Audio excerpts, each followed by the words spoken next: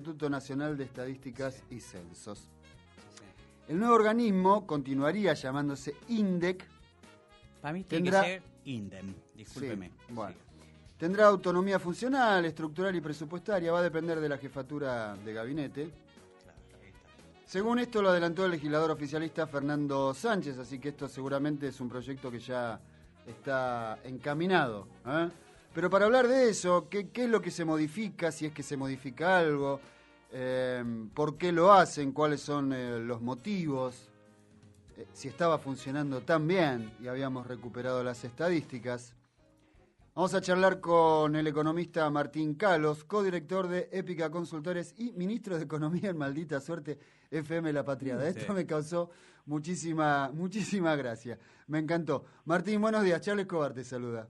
Buenos días, Charlie. Buenos días, Bernardo. ¿Cómo le va? Sí, hay el chiste con los chicos de FM La Patriada, es que soy su ministro de Economía. Soy el columnista económico, nada más. Sí, bueno, pero... Discúlpeme, podemos igual llamarlo por ese título. A mí me gustó. A mí me gustó el título, señor ministro. ¿Parece? Bueno, ministro, ¿qué pasa con el INDEC? ¿En qué modifica que cambie este proyecto? Hay varios proyectos, en verdad, porque, a ver, la ley que crea el Sistema Estadístico Argentino y que crea el INDEC data del 68, fue sancionada durante la presidencia de facto de Onganía. Ajá. Y básicamente es la misma. 50 años después, de hecho, si te fijas, se cumplieron 50 años, sí. El 25 de enero del 68 es el día que salió la ley. Ajá. Entonces, hay básicamente dos grandes proyectos que intentan modernizarla, actualizarla. Sí. Una la armó el propio INDEC, o sea, su actual director, Jorge Todesca, sí. Y otra la estaría armando ahora, y es lo que se filtró en estos días, la jefatura de Gabinete de Ministros y el Ministerio de Hacienda de la Nación. Y obviamente chocan en algunas características que proponen, sobre todo de autonomía del INDEC, pero también chocan, me parece a mí, en el objetivo político de fondo. Entonces, si querés te cuento las dos cosas. Exactamente, es lo que pretendo. Por un lado, a ver, básicamente Todesca, el INDEC actual, pretende darle al INDEC mayor autonomía, que sus autoridades las designe el Senado de la Nación, como hacen hoy con los directores del Banco Central, sí. Que los propone el presidente de la Nación y el Senado dice si sí o si no. Exacto. Bueno, que tengan durante 5 años estabilidad, que tengan un patrimonio y una autonomía financiera, ¿no? Y que, por supuesto, hablan de ir a concurso para todos los cargos técnicos. Sí. Bueno, perfecto. Todo eso, muy bonito. El punto clave ahí es que los directores, que este INDEC sería el que sería la cabeza de todo el sistema estadístico argentino. Ahora, ¿qué propone, a su vez, Duhovne y Marcos Peña? ¿Qué es lo que están tratando de hacer ellos? En su propuesta, el INDEC pasa a ser un organismo ejecutor, es el que efectivamente va y releva, pero el que decide qué relevar y cómo pasa a ser un Consejo Nacional de Información Estadística, así se llama, que tiene presencia del Ministerio de Hacienda, de hecho el Ministerio de Hacienda sería el que lo preside, del Ministerio de Trabajo, del Ministerio de Desarrollo Social, como era, ya tenés 3 ministerios del Poder Ejecutivo, del Banco Central, de las provincias, de las universidades, y después uno del INDEC también. O sea, por lo que yo te estoy entendiendo, porque yo de economía cero, ¿viste?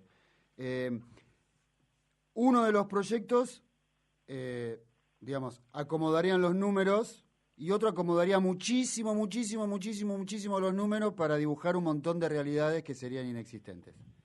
Es que el tema de dibujar o no dibujar no depende mucho de quién sea el que conduce, ¿no? El INDEC o el sistema estadístico. Si creas un consejo, no creas un consejo, depende efectivamente de que haya una decisión política de respetar las estadísticas del INDEC, de dejarlos hacer las estadísticas bien, con una metodología correcta y bancarse las consecuencias de lo que digan esos números. Sí. Que, bueno, uno de los problemas por los cuales Duhovne quiere hacer esto y propone sacarle un poco tanto poder al INDEC es porque no le gustan algunos de los números del INDEC. Les parece que el INDEC viene pateando en contra, si querés, de la presidencia de la Nación, en temas como la pobreza. A Duhovne le parece que la pobreza da muy alta. Hubo algunos problemas también con algunas provincias que cuando fueron a relevar la pobreza dieron desorbitantemente altas, como que había subido muchísimo la pobreza de un semestre al otro, lo cual no tenía mucho sentido. Claro. Entonces, ¿cuál es la sospecha de Duhovne? Y acá viene el trasfondo político de esto, que ahí están los trabajadores del INDEC que fueron puestos en su momento por Moreno, cuando Moreno metió mano en el INDEC, y que y que todavía siguen ahí y están ahí tocando números.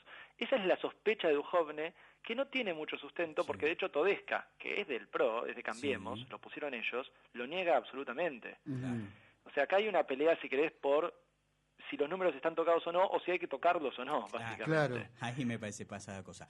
Y el punto clave para esto es que en esta propuesta de reforma de Duhovne y Peña, ponen una cláusula en esta ley que proponen, que todavía no fue al Congreso, que dice que el 65% del personal que trabaja en el INDEC tiene que tener título universitario específico al laburo que tienen. 65% es alto. Uno podría decir, bueno, para un organismo estadístico es razonable, ¿no? Después te queda el 35% restante para las tareas más administrativas, más de mantenimiento, etcétera. Pero hoy el INDEC no cumple con esos números. Y la sospecha es que ese número está puesto a propósito para tener la excusa para echar a la gente que no es afín al gobierno actual o que haya quedado, digamos, en la visión del gobierno, en la hipótesis de Duhovne, la patota de Moreno, ¿no? Claro. Hablando de Moreno, hace algunos días la justicia le dio la razón al INDEC que él manejaba. No sé cuál es tu opinión al respecto.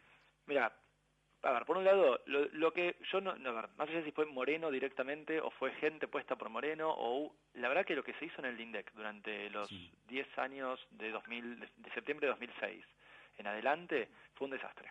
Eso fue un error político del kirchnerismo enorme, pero fue sobre todo una calamidad para quienes laburamos con estadísticas, porque perdimos las estadísticas, perdimos la confiabilidad en un montón de datos y uno pierde la posibilidad de analizar. Yo siempre digo lo mismo, para el kirchnerismo, no poder mostrar cómo la asignación universal por hijo ayudó a bajar la pobreza era un tiro en el pie.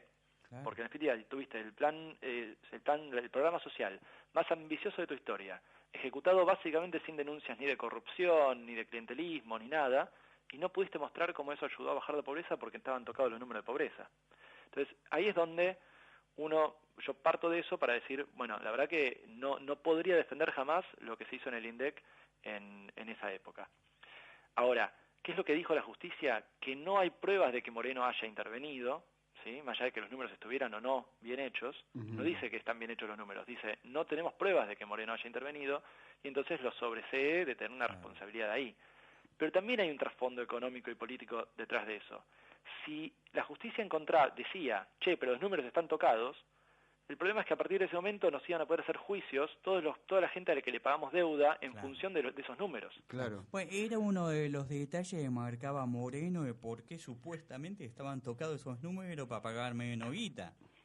Sí, que igual terminaba siendo contraproducente por varios lados, porque también hay un detalle, porque lo que pagás menos de deuda, porque no subía tanto la inflación, puede que en algún lado lo hayas pagado más porque crecías más, porque por la metodología que se usa, si pisás la inflación, si la subestimás, te da un poquito más alto el crecimiento económico. Claro. Por eso el INDEC, cuando revisó el crecimiento económico para atrás, cuando entró Macri y dijeron, bueno, vamos a revisar los últimos 10 años de crecimiento, le dio un poco más bajo que al INDEC, digamos, del kirchnerismo. Porque intentaron levantar un poco la inflación y eso les bajaba el crecimiento. Entonces ahí no me queda tan claro que hubiéramos pagado tanto menos de deuda, y además tenés un montón de otros problemas que ni siquiera se compensa. Eso, no sé si me explico. Sí. No poder medir pobreza, no tener nociones claras de un montón de temas, incluyendo el crecimiento, es una picardía que es nefasto en cualquier país. Y si partís de premisas más allá de lo que haga Cambiemos o no, es algo que hay que mejorar a futuro. Claro, si partís de premisas equivocadas vas a llegar a conclusiones disparatadas. Totalmente, no se puede hacer política pública si no conoces la realidad, si no tenés algo que te guíe de si la política pública está funcionando o no. La UH funcionó muy bien y sin embargo no tenés cifras para demostrarlo. Bueno, pues en definitiva, para tener todo eso, no debería ser absolutamente autónomo de quien esté gobernando. Totalmente, pero por eso estos proyectos de Duhovne o de Todesca que apuntan dicen que quieren eso, pero si yo el día de mañana controlo ese consejo que propone Duhovne o hago, porque sabemos que los concursos para nombrar un director se pueden tocar absolutamente, es lo que suele pasar, casi que diría que los concursos manipulados es lo más normal. Pero entonces, el punto es que no haya una voluntad política de hacerlo, porque si alguien con poder lo quiere hacer, puede tocar los números perfectamente. o podría desplazar técnicos, como ha pasado ahora con este gobierno, antes con el gobierno kirchnerista, y que, hay mañas que no se pierden. La historia de intentar manipular el INDEC, la intentó Cavallo, lo intentó Labaña. Todos intentaron en un momento discutirle al INDEC sus números porque no le gustaban. Labaña publicaba datos de pobreza propios también. Entonces, no es nuevo esto, pero el punto justamente es que se respete que esos datos son necesarios para entender dónde estamos parados y hacia dónde ir. Bien, clarito. ¿Y cuál sería entonces un INDEC ideal? Porque por lo que vos decís, podemos tener el mejor proyecto, los mejores técnicos, las mejores estadísticas, pero si no hay voluntad política de aceptarla, estamos al horno. Totalmente. Y el INDEC ideal es, como decíamos, un INDEC con autonomía para justamente hacer sus números sin interferencias, sin que nadie diga cuánto tiene que dar, sino, bueno, ¿y cuánto dio la pobreza? Dio 28%, que el 28% de la gente sigue siendo pobre.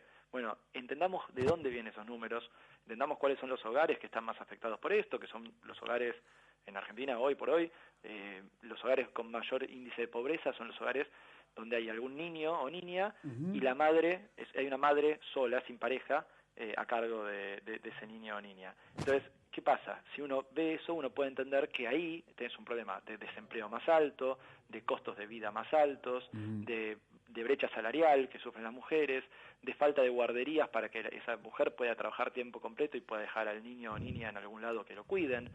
Entonces, ahí uno puede empezar a pensar políticas para reducir esa pobreza, que es uno de los problemas más acuciantes que tiene la Argentina, y como eso, podríamos hablar de políticas públicas después para el desempleo, para incluso para lo que es producción, para ser más productivos, pero para eso siempre necesitamos una buena visión de la realidad, y la realidad no se puede construir con ejemplos o con a mí me parece o a un amigo mío le pasó sino con estadísticas que sean confiables.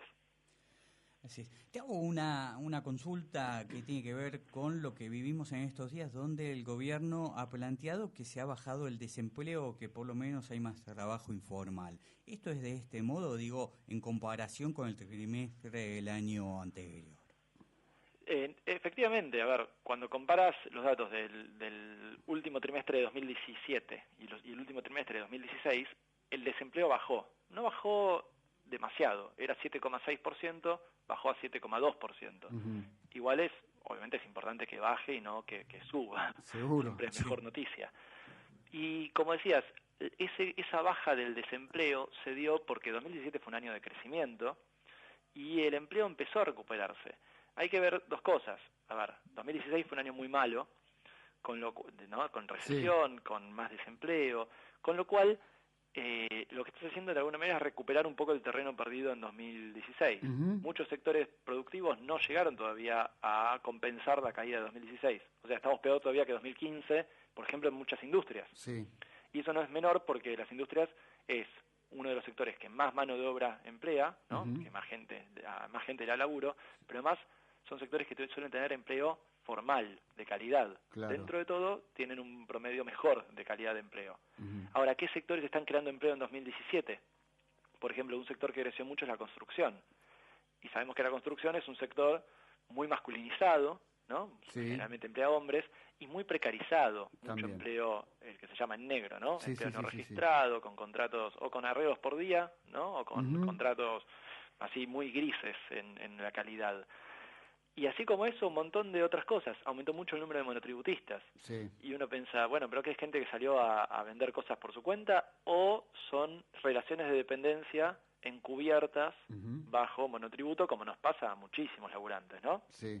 Entonces ahí es donde uno lo que ve es que efectivamente se creó empleo, pero ese empleo, en general, el empleo creado en 2017, es de una calidad, inferior a la que querríamos. Mucha precarización laboral, de todos los tipos, desde estar en negro hasta todas las formas de grises, una parte del sueldo en blanco, una parte en negro, una beca, una pasantía, sí, te pago esto, pero no te pago lo otro, un monotributo que esconde que estás trabajando para la empresa hace 5 años. Esas cosas pasan y son empleos que no son de la misma calidad que querríamos. Y cuando decimos calidad, acá se mezclan dos cosas. ¿Por qué la empresa hace eso? Para ahorrarse costos, ¿no? Sí. Para no pagar la obra social, la ART, la jubilación del laburante. Pero fíjate que todos esos costos que la empresa tiene que pagar y se está ahorrando, en verdad son derechos laborales que tenemos los laburantes, que hemos ganado durante décadas de lucha, de avances, de luchas por legislación, de luchas sindicales. Entonces, que las empresas se ahorren esos costos, en verdad es que nos están reduciendo los derechos como trabajadores y trabajadoras a nosotros, ¿no? Sí. Ese es el problema. Martín, la verdad, clarísimo, clarísimo. Te agradezco muchísimo la comunicación, No, por favor, es un placer, cuando quieran, y bueno, un gusto, chicos. Me pasó entonces con nosotros Martín Calvo, ministro de Economía de Maldita Suerte en FM La